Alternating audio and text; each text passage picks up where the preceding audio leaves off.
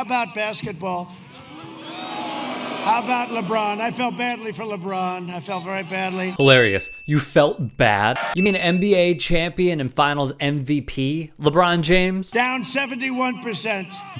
And that's for their champion. I didn't watch one shot. I get bored. Back, forth, back, forth. You know, considering how much you talk about it. I think people are a little tired of the NBA.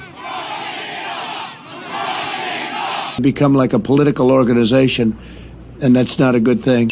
From late August 2020. Some are very nasty, very, very nasty, and frankly, very dumb. To early August 2020. President Trump at war with NBA superstar LeBron James.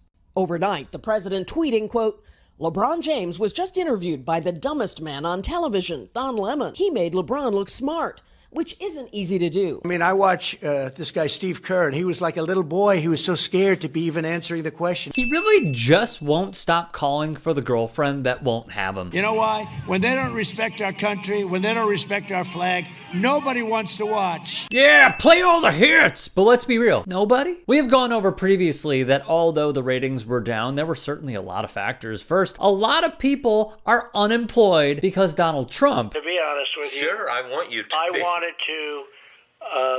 wanted to always play it down. Screwed us all by not putting the health of America first. If people are struggling to pay the bills, the last thing that they're going to spend the money they need on is watching games.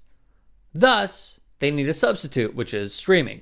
Second, the National Basketball Association set new digital media records for the league, with total video views up 17% season over season to 20 billion. Back to that pandemic thing, though. The New York Times reported that's a huge factor for a ratings decline. And it's not just the NBA, it's all of sports. Furthermore, there was increased competition amongst the leagues as they all restarted around the same time. In one word, it was abnormal. And the NFL is way down. The NFL is way down. You got to stand for our flag. You got to really be great to our flag and to our anthem. And if you don't do that, we're not watching. I find this hilarious. Out of 32 owners in the NFL, 29 are white. They support Donald Trump. The commissioner of the league kowtowed for him. They bent over backwards for him. And guess what? He still craps on your product, guys, so mazel tov to you. What a crowd.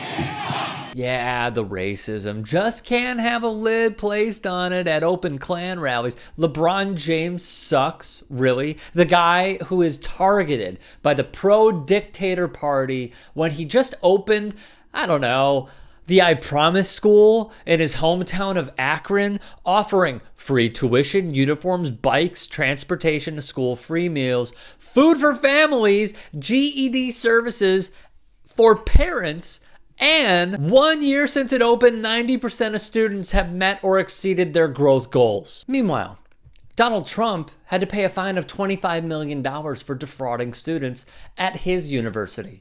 Trump University. The guy who started More Than a Vote, an outreach program that encourages voting amongst African Americans in the US and exposes voter suppression tactics.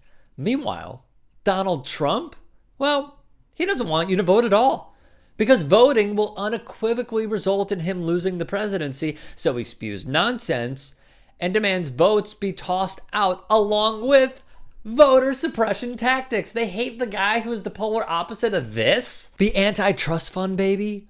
The guy who was born with nothing and made something of himself without the help of foreign adversaries. The guy who wants to help former felons vote. The guy who made a statement when it wasn't cool to do so, seen here with his then Miami Heat teammates donning hoodies in support of Trayvon Martin, a 17-year-old who was killed in cold blood, a man who was inspired by Muhammad Ali, Kareem Abdul-Jabbar, Bill Russell, and others, contrary to the company founded by a man named Henry Ford. Good bloodlines, good bloodlines. Yeah, that guy.